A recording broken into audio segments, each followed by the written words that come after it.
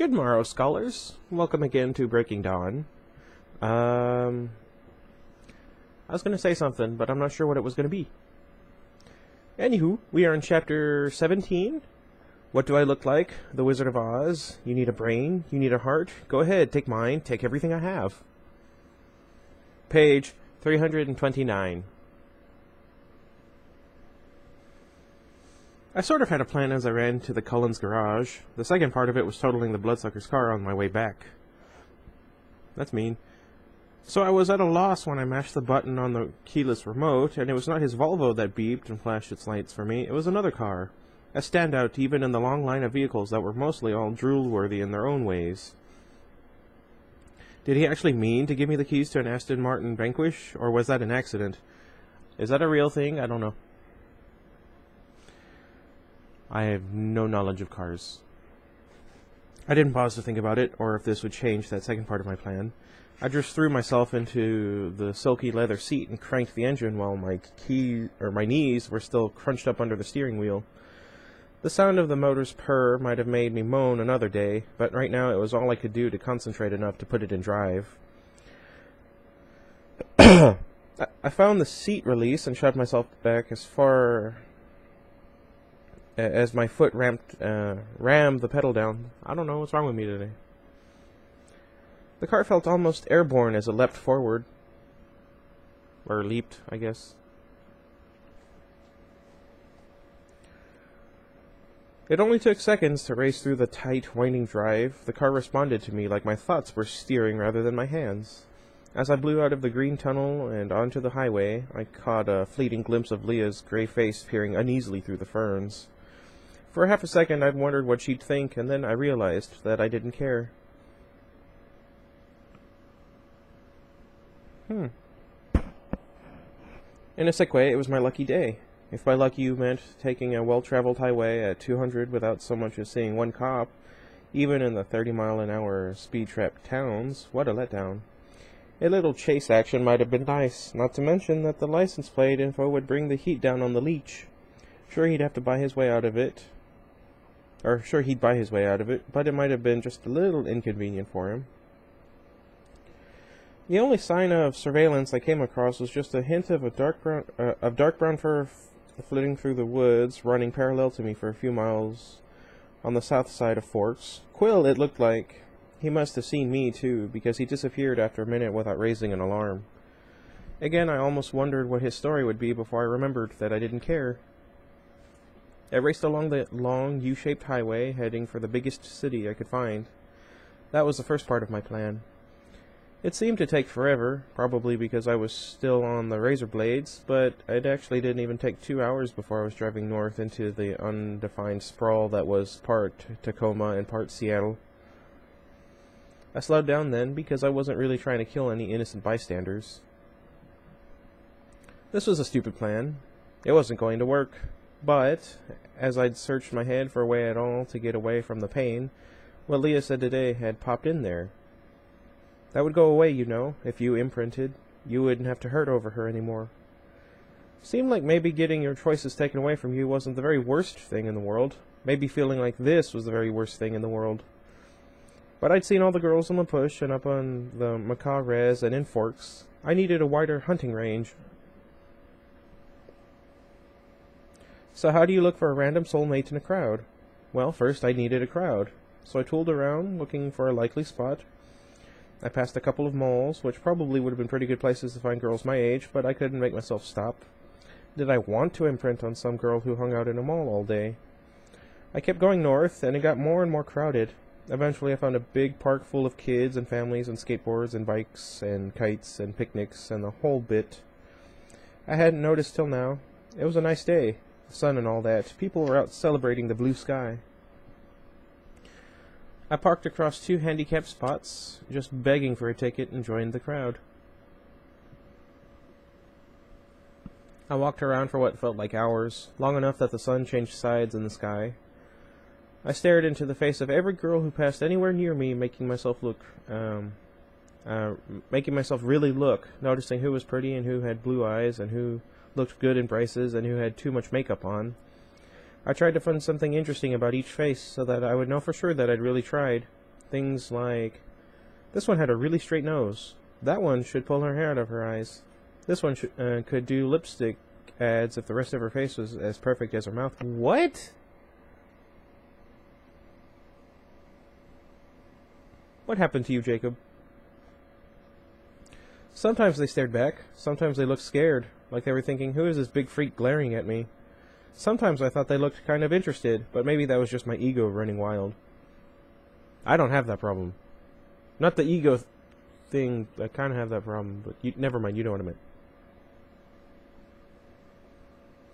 Either way, nothing.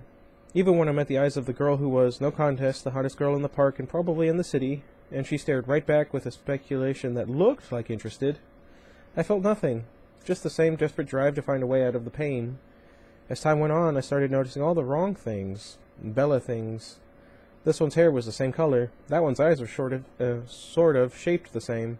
This one's cheekbones cut across her face in just the same way. That one had the same little crease between her eyes, which made me wonder what she was worrying about. That was when I gave up, because it was beyond stupid to think that I had picked exactly the right place and time, and I was going to simply walk into my soulmate just because I was so desperate to.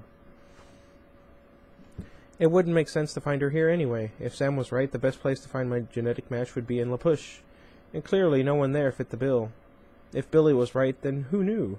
What made for a stronger wolf? I wandered back to the car and then slumped against the hood and played with the keys. Maybe I was what Leah thought she was, some kind of dead end that shouldn't be passed on to another generation. Or maybe it was just that my life was a big cruel joke and there was no escape from the punchline.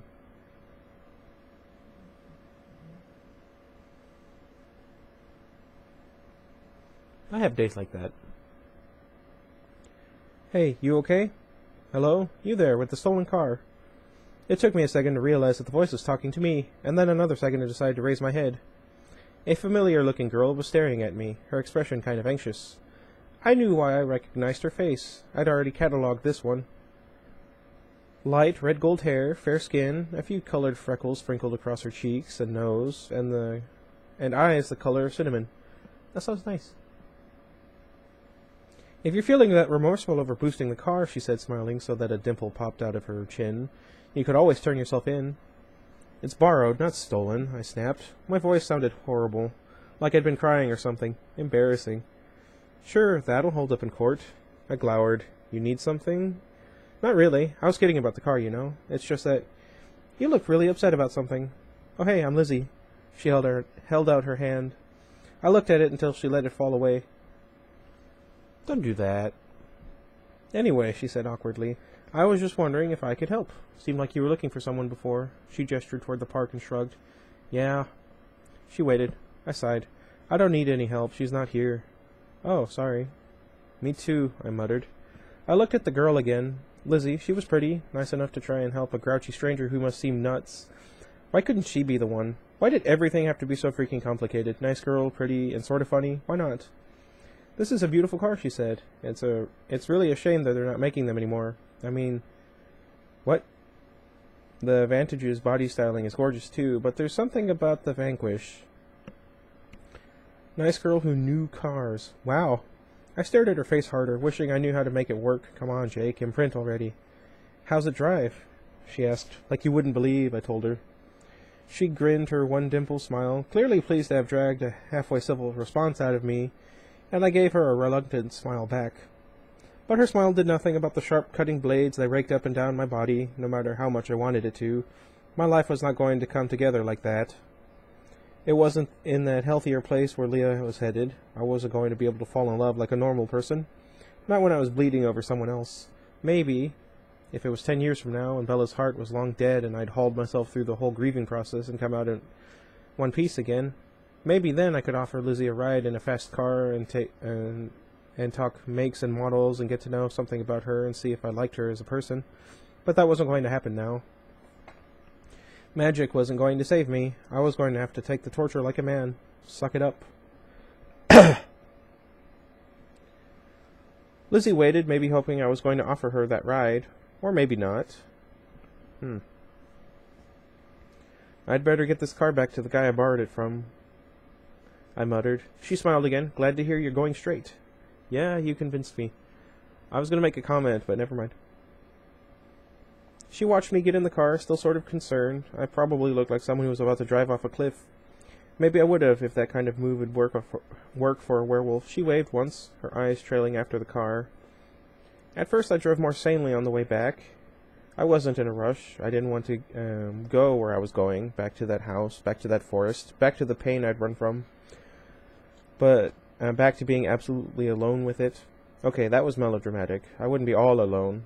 But that was a bad thing. Leah and Seth would have to suffer with me, and I was glad Seth wouldn't have to suffer long. Kid didn't deserve this, to have his peace of mind ruined. Sorry. Leah didn't either. But at least it was something she understood. Nothing new about pain. For Leah. Okay, I want to make sure I read that right. I sighed big as I thought about what Leah wanted from me, because I knew now that she was going to get it. What? I was still ticked at her, but I couldn't ignore the fact that I could make her life easier, and now that I knew her better, I thought she would probably do this for me if our positions were reversed. It would be interesting at the very least, and strange too, to have Leah as a companion, as a friend. We were going to get under each other's skin a lot, that was for sure. She wouldn't be one to let me wallow, but I thought that was a good thing. I'd probably need someone to kick my butt now and then. But when it came right down to it, she was really the only friend who had any chance of understanding what I was going through now. I thought of the haunt this morning, and how close our minds had been for that one moment in time. It hadn't been a bad thing. Different, a little scary, a little awkward, but also nice in a weird way. I didn't have to be all alone. And I knew Leah was strong enough to face with me the months that were coming. Months and years. It made me tired to think about it. I felt like I was staring out across an ocean that I was going to have to swim from shore to shore before I could rest again. So much time coming, and then so little time before it started. Before I was flung into that ocean, 3.5 more days, and here I was, wasting that little bit of time I had. I started driving too fast again. I saw Sam and Jared, one on either side of the road like sentinels. Raced up the road towards Forks. I don't know what happened to me.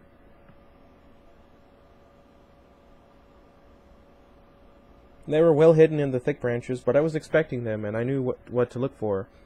I nodded as I blew past them, not bothering to wonder what they made of my day trip. I nodded to Leah and Seth, too, as I cruised up the Cullen's driveway. It was starting to get dark, and the clouds were thick on this side of the sound, but I saw their eyes glitter in the glow of the headlights. I would explain to them later. There'd be plenty of time for that. It was a surprise to find Edward waiting for me in the garage. I hadn't seen him away from Bella in days. I could tell from his face that nothing bad had happened to her.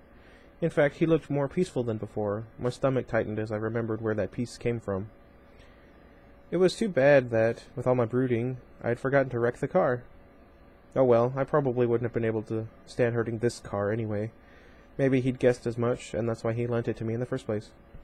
A few things, Jacob, he said as soon as I cut the engine. I took a deep breath and held it for a minute. Then slowly I got out of the car and threw the keys to him. Thanks for the loan, he said I said sourly. Apparently it would have to be repaid. What do you want now? Firstly, I know how averse you are to using your authority with your pack, but... I blinked, astonished that he would even dream of starting in on this one. What? If you can't or won't control Leah, then I... Leah? I interrupted, speaking through my teeth. What happened? Edward's face was hard. She came up to see why you'd left so abruptly. I tried to explain. I suppose it might not have come out right. What did she do? She faced her human form and... Really? I interrupted again, shocked this time. I couldn't process that. Leah letting her guard down right in the mouth of the enemy's lair. She wanted to speak to Bella. To Bella? Edward got all hissy then. I won't let Bella be upset like that again. I don't care how justified Leah thinks she is. I didn't hurt her, of course I wouldn't, but I'll throw her out of the house if it happens again. I'll launch her right across the river. Hold on, what did she say? None of this was making any sense. I'm confused. But that's because I've not read this in a while. Edward took a deep breath, composing himself. Leah was unnecessarily harsh. I'm not going to pretend that I understand why Bella is unable to let go of you, but I do know that she does not behave this way to hurt you. She suffers a great deal over the pain she's inflicting on you and on me by asking you to stay. What Leah said was uncalled for. Bella's been crying. Wait, Leah was yelling at Bella about me? He nodded one sharp nod. You were quite vehemently... I've never been sure how to pronounce that word. Championed. Well, I didn't ask her to do that. I know. I rolled my eyes. Of course he knew. He knew everything. But that was really something about Leah. Who would have believed it? Leah walking into the bloodsucker's place, human, to complain about how I was being treated. I can't promise to control Leah, I told him. I won't do that, but I'll talk to her, okay? And I don't think there'll be a repeat. Leah's not one to hold back, so she probably got it all off her chest today. I would say so. Anyway, I'll talk to Bella about it, too. She doesn't need to feel bad. This one's on me. I already told her that. Of course you did. Is she okay? She's sleeping now. Rose is with her. So the psycho was Rose now. He'd completely crossed over to the dark side.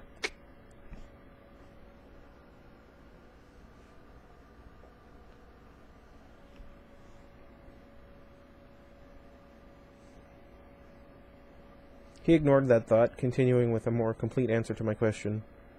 She's better in some ways, aside from Leah's tirade and the resulting guilt. Better, because Edward was hearing the monster and everything was all lovey-dovey now. Fantastic. It's a bit more than that, he murmured. Now that I can make out the child's thoughts, it's apparent that he or she has remarkably developed mental faculties. He can understand us, to an extent. My mouth fell open. Are you serious? Yes. He seems to have a vague sense of what hurts her now. He's trying to avoid that, as much as possible. He loves her already. I stared at Edward, feeling sort of like my eyes might pop out of their sockets. Underneath that disbelief, I could see right away that this was the critical factor. This was what had changed Edward, that the monster had convinced him of his love. He couldn't hate what loved Bella. It was probably why he couldn't hate me either. There was a big difference, though. I wasn't killing her. Edward went on, acting like he hadn't heard all that. The progress, I believe, is more than we judged when Carlisle returns. They're not back? I cut in sharply. I thought of Sam and Jared watching the road. Would they get curious as to what was going on? Alice and Jasper are. Carlisle sent all the blood he was able to acquire, but it wasn't as much as he was hoping for. Bella will use this supply in another day the way her appetite has grown. Carlisle stayed to try another source. I don't think that's necessary now, but he wants to be covered for any eventuality. Why isn't it necessary if she needs more? I could tell he was watching and listening to my reaction carefully as he explained. I'm trying to persuade Carlisle to deliver the baby as soon as he is back. What? Sorry. The child seems to be attempting to avoid rough movements, but it's difficult. He's become too big. It's madness to wait, when he's clearly developed beyond what Carlisle had guessed. Bella's too fragile to delay. I kept getting my legs knocked out from under me. First, counting on Edward's hatred of the thing so much. Now I realized that the thought of those 4 days was a sure thing. I'd banked on them. The endless ocean of grief that waited stretched out before me. I tried to catch my breath. Edward waited. I stared at his face while I recovered, recognizing another change there. Do you think she's going to make it? I whispered. Yes, that's the other thing I wanted to talk to you about. I couldn't say anything. After a minute, he went on. Yes, he said again, waiting, as we have been, for the child to be ready. That was insanely dangerous. At any moment, it could have been too late. But if we're proactive about this, if we act quickly, I see no reason why it should not go well. Knowing the child's mind is unbelievably helpful. Thankfully, Bella and Rose agree with me, now that I've convinced them it's safe for the child if we proceed. There's nothing to keep this from working. When will Carlisle be back? I asked, still whispering. I hadn't got my breath back yet. By noon tomorrow. My knees buckled. I had to grab the car to hold myself up. Edward reached out like he was offering support, but then he thought better of it and dropped his hands. I'm sorry, he whispered. I am truly sorry for the pain this causes you, Jacob. Though you hate me, I must admit that I don't feel the same about you. I think of you as a brother in many ways, a comrade in arms at the very least. I regret your suffering more than you realize, but Bella is going to survive. When he said that, his voice was fierce, even violent, and I know that's what really matters to you. He was probably right. It was hard to tell. My head was spinning. So I hate to do this now, while you're already dealing with too much, but clearly there is little time. I have to ask you for something, to beg if I must. I don't have anything left, I choked out. He lifted his hand again, as if to put it on my shoulder, but then let it drop, like before, and sighed.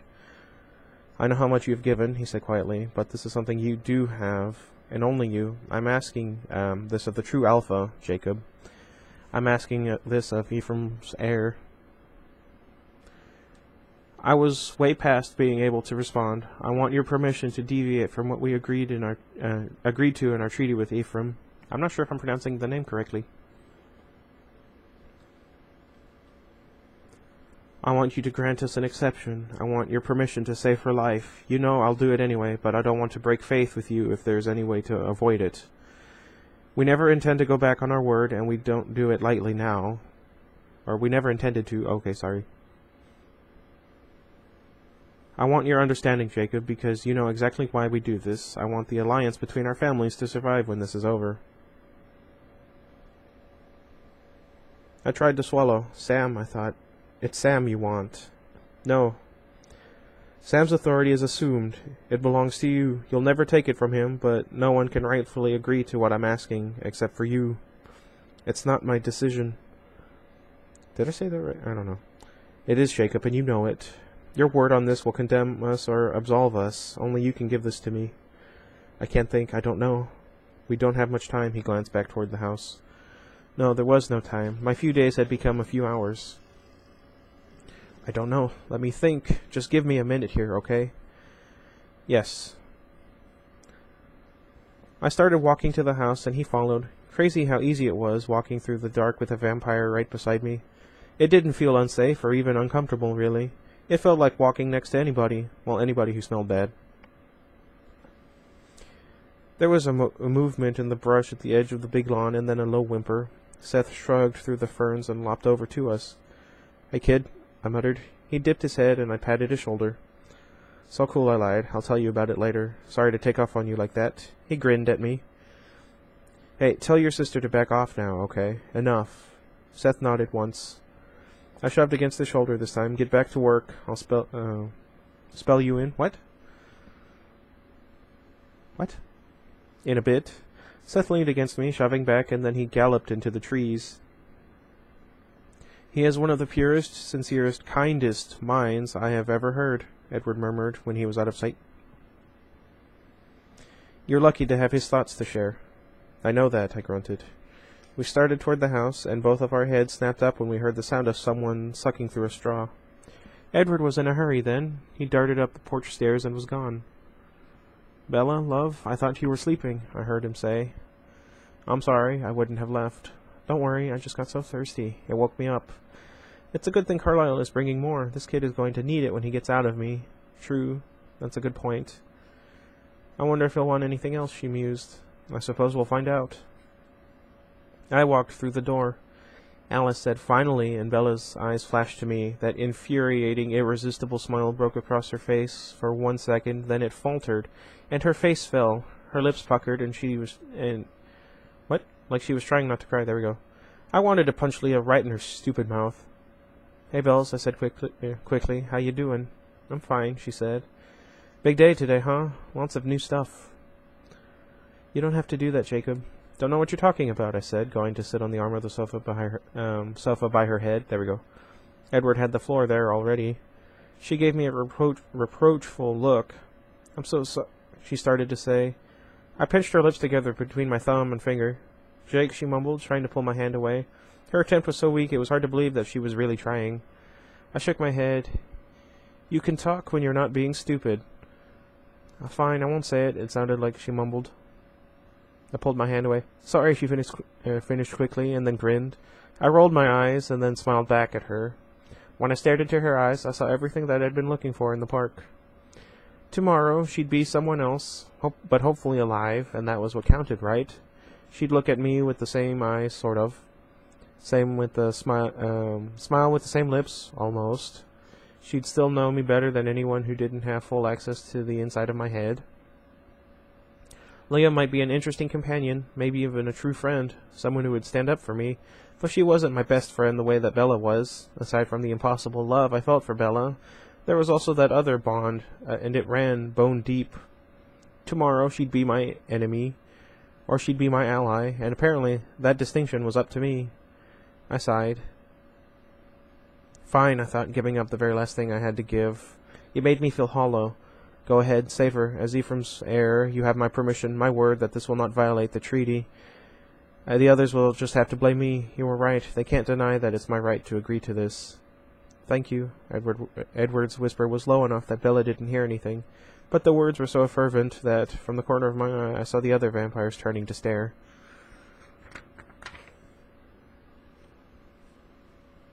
So, Bella asked, working to be casual, how was your day?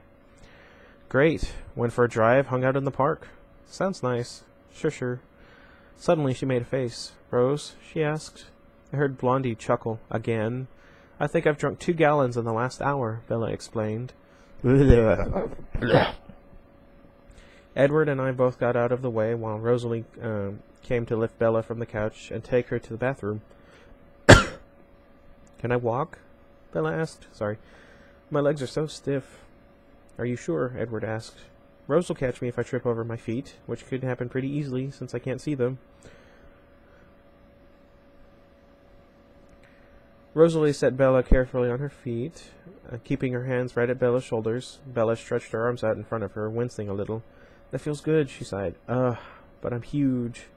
She really was. Her stomach was its own continent. I'm not gonna say anything. One more day, she said, and patted her stomach. I couldn't help the pain that shot through me in a sudden stabbing burst, but I tried to keep it off my face. I could hide it for one more day, right? Alrighty then. Whoops. Oh no. The cup Bella had left on the sofa tumbled to one side, the dark red blood spilling out onto the pale fabric. Automatically, though 3 other hands beat her there, Bella bent over, reaching out to catch it. There was the strangest muffled ripping sound from the center of her body. Oh, she gasped, and then she went totally limp. Slumping toward the floor, Rosalie caught her in the same instant before she could fall. Edward was there too, hands out, the mess on the sofa forgotten. Bella? He asked, and then his eyes unfocused, and panic shot across his features. A half-second later, Bella screamed. It was not just a scream. It was a blood-curdling shriek of agony. What's wrong with me today? And every other day, I guess? I don't know. The horrifying sound cut off with a gurgle, and her eyes rolled back into her head. Her body twitched, arched in Rosalie's arms, and then Bella vomited a fountain of blood. Well, I feel sick. Let me know how you guys felt about the chapter. I feel bad for Jacob. Although, I guess his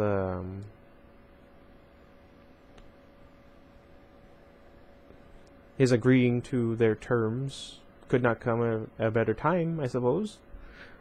Oh, look, a cat. Hey, buddy. That one's name is Mozart, and you can see Frida, I just noticed, way back there laying on my bed. Somebody messed up my blanket. Anyway, what was I going to say? I don't know. I think that's about it. Let me know. Because, honestly,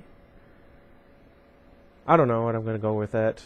There's a lot of chapters in here, and I really do feel like most of it's filler. Almost, at least a third. Almost half, I want to say, is filler. And I don't want to read all of it because you know how I am with filler. Well, I suppose you wouldn't know because I don't really get to talk about it.